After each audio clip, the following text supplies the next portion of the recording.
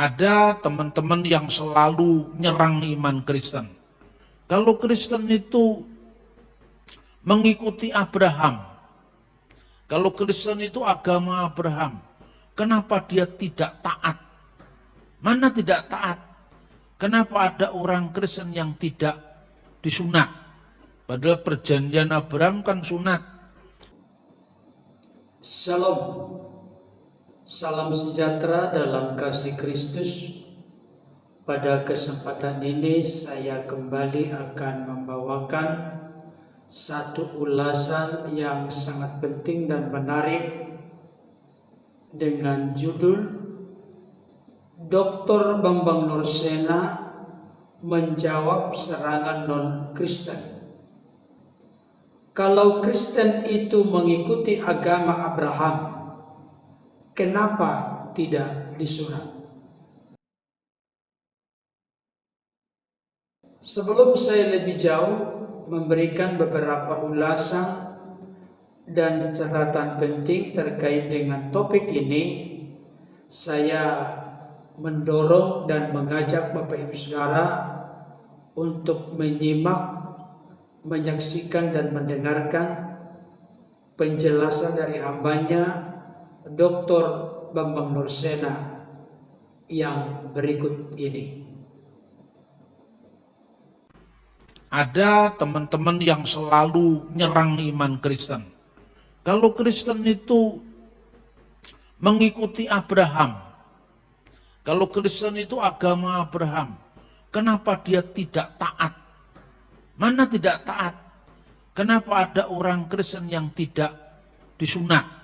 Padahal perjanjian Abraham kan sunat. Terus saya bilang, sunat itu bukan dilarang dalam iman Kristen, juga bukan diwajibkan sebagai syarat keselamatan. Orang Kristen yang sunat juga sampai sekarang ada.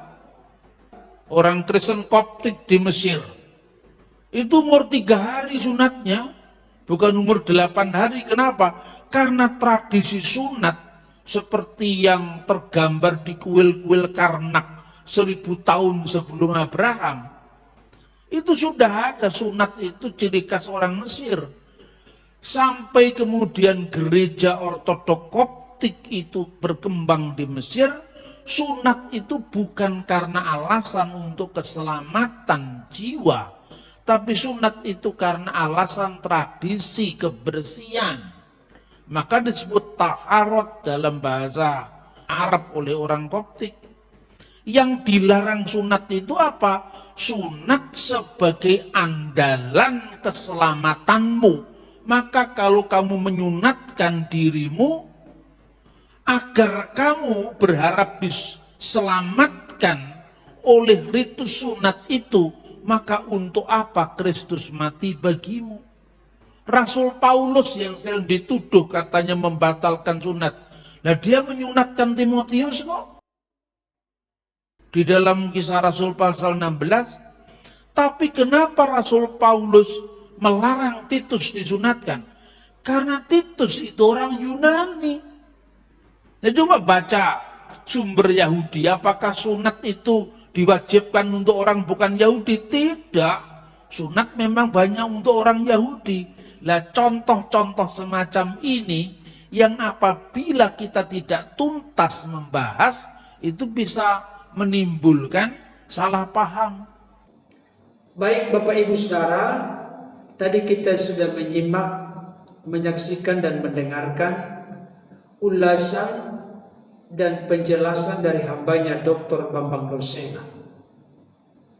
Saya ingin tegaskan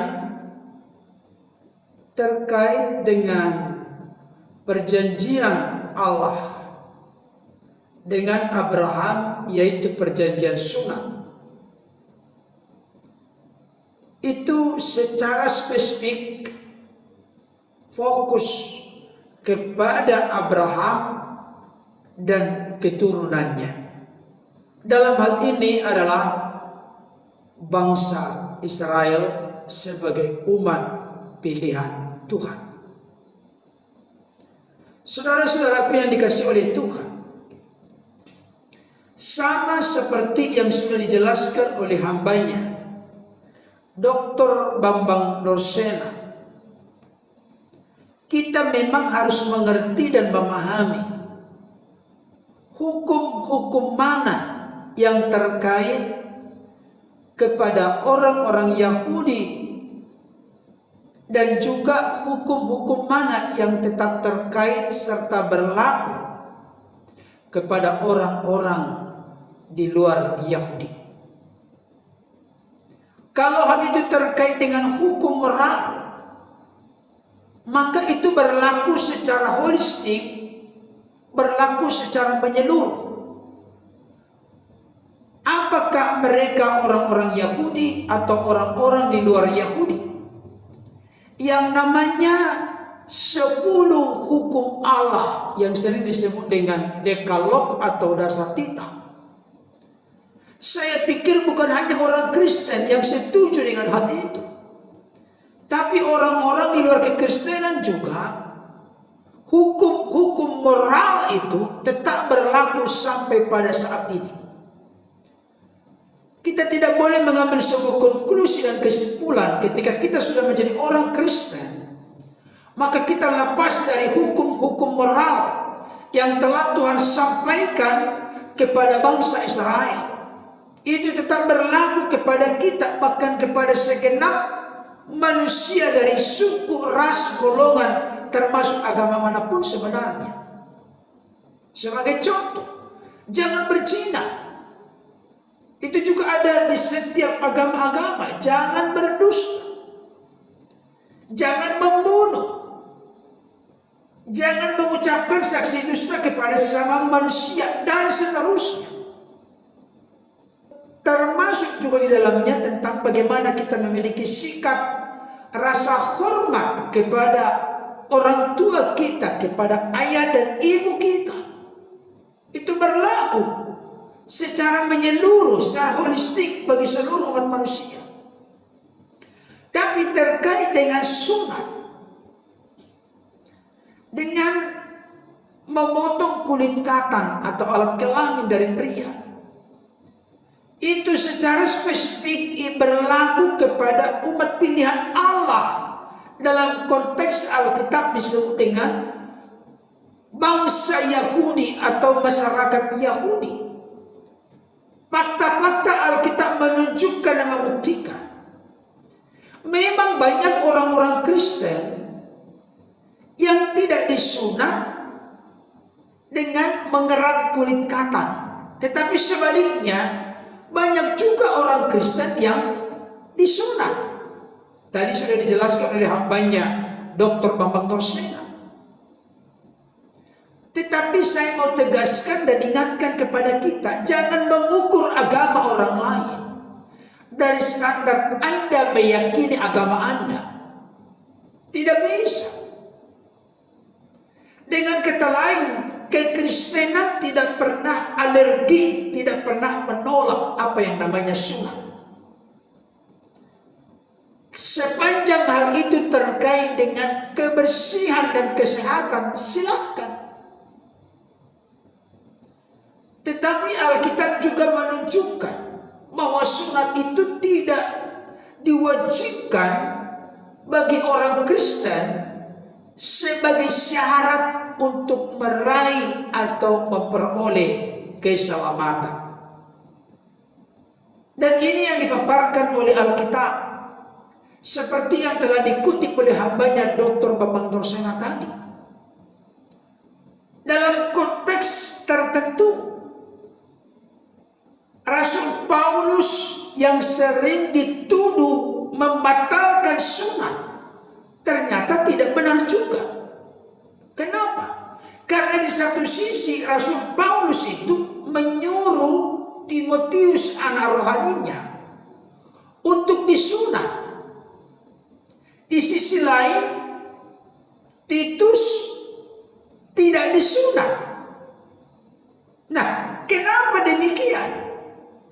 Kok kelihatannya menjadi ragu-ragu, menjadi abu-abu, menjadi tidak jelas? tidak punya prinsip, tidak punya pendirian. Apakah itu merupakan konklusi kesimpulan dari orang-orang di luar kekristenan yang mencoba untuk menyerang doktrin ajaran kekristenan, yang mencoba melontarkan tuduhan bahwa kekristenan itu adalah ambigu, membingungkan, nggak ada kepastian, nggak ada kejelasan? Bukan, Bapak Ibu Saudara. Rasul Paulus menyunatkan Timotius bukan dalam konteks syarat keselamatan. Itu hanya bagian daripada konteks pendekatan yang relevan dan kontekstual, sehingga pelayanan itu lebih efektif, lebih efisien, lebih maksimal. Coba kita buka Kisah Para Rasul pasal 16 ayat 1 sampai 3 seperti yang sudah disampaikan oleh hambanya Dr. Bambang Darusena tadi. Dikatakan demikian. Paulus datang juga ke Derbe dan ke Listra. Di situ ada seorang murid bernama Timotius. Ibunya adalah seorang Yahudi dan telah menjadi percaya, sedangkan ayahnya seorang Yunani. Timotius ini dikenal baik oleh saudara-saudara di Listra dan di Ikonium. Dan Paulus mau supaya dia menyertainya dalam perjalanan. Paulus menyunatkan dia karena orang-orang Yahudi di daerah itu. Sebab setiap orang tahu bahwa bapaknya adalah orang Yunani. Jadi ini hanya pendekatan konteks pelayanan, bukan konteks syarat keselamatan. Jikalau memang pelayanan menjadi efektif, efisien, optimal, maksimal, lebih dapat diterima oleh orang-orang di lingkungan di mana dikatakan di sini karena orang-orang Yahudi di daerah itu. Jadi ini hanya pendekatan bagaimana supaya lebih mudah diterima. Maka Paulus menyunatkan Timotius. Inilah yang nanti disampaikan oleh seorang Rasul Paulus. Ketika aku pergi kepada orang-orang Yahudi, aku berlaku seorang orang Yahudi. Demikian juga kepada orang-orang terpelajar, berlaku seperti orang-orang terpelajar. Kepada orang-orang Yunani, aku berlaku seperti orang-orang Yunani. Bukan bunglon, hanya dengan maksud dan tujuan bagaimana supaya sebanyak mungkin orang dengan pendekatan yang relevan, pendekatan mandat budaya, pendekatan kontekstual, sehingga mereka lebih terbuka menerima kehadiran dari Rasul Paulus bersama dengan tim pelayanannya. Hanya sebatas itu. Itu sebabnya nanti Rasul Paulus memberikan penegasan di dalam Galatia pasal yang ke-5. Saya baca dulu untuk kita. Galatia pasal 5 ayat 1 sampai 2 dikatakan demikian. Supaya kita sungguh-sungguh merdeka, Kristus telah memerdekakan kita. Karena itu berdirilah teguh dan jangan mau lagi dikenakan kuk perhambaan.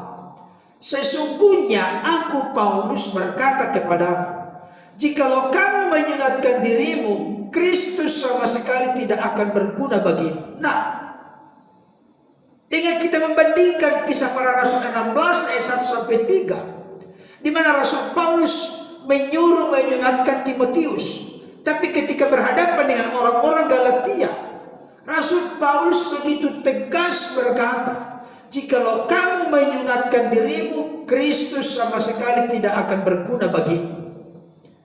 Kelihatan ambigu, kelihatan membingungkan, kelihatan bermuka dua, kelihatan tidak konsekuen, kelihatan seperti bunglon.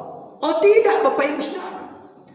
Penekanannya dalam konteks kitab Galatia ini, di mana ada kelompok orang-orang tertentu yang mencoba mengenakan kuk perhambaan kembali kepada jemaat Galatia dengan berkata, kalau engkau ingin diselamatkan, Maka syarat keselamatan adalah engkau harus menyunatkan diri.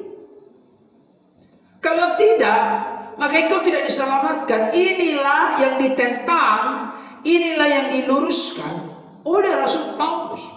Kenapa? Karena kita ini diselamatkan, kita ini dibebaskan dari perhambaan perbudakan dosa, bukan karena sunat lahiriah, tetapi oleh karena Kristus yang telah mati di kayu salib, menebus menyelamatkan manusia dari dosa kematian kekal dan dari jeratan kuasa dunia ini. Itu yang menjadi penekanan pokok, penekanan utama. Itu sebabnya Bapak Ibu Saudara, Rasul Paulus kembali menegaskan di dalam Roma 2 ayat 28 sampai 29. Dikatakan demikian, sebab yang disebut Yahudi bukanlah orang yang lahiriah Yahudi, dan yang disebut sunat bukanlah sunat yang dilangsungkan secara lahiriah. Tapi orang Yahudi sejati ialah dia yang tidak nampak keyahudiannya, dan sunat ialah sunat di dalam hati, secara rohani bukan secara hurufiah.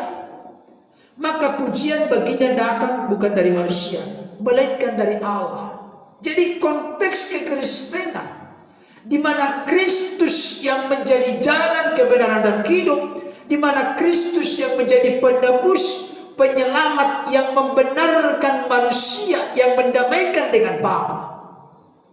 Sunat yang inti dan hakiki, sunat yang paling substansi dan pokok adalah sunat rohaniah. Hati yang diperbaharui, pikiran yang diubahkan menjadi serupa seperti Kristus. Kiranya ulasan ini dapat menjadi berkat bagi kita. Amin.